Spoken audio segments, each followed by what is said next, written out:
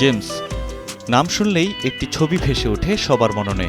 ভেসে ওঠে এক রকস্টারের অবয়ব, যার গানে বহু রাত নির্ঘুম কেটে যায় হাজারো তরুণের, যে না থাকলে জমে না কোনো উৎসবের আসর।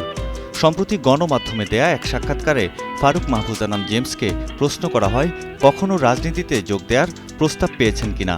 সরল স্বীকারোক্তিতে তিনি বলেন, ও আসেই, জীবনে অনেক এসেছে।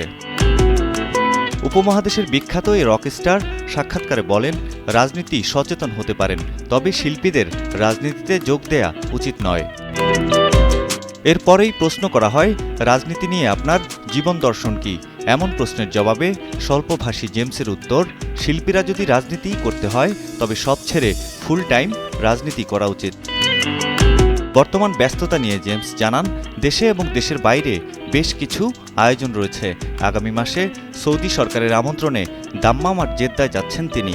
সেখানে 2 ও 9 মে গান শোনাবেন। এরপর লম্বা সফরে যাবেন যুক্তরাষ্ট্রে।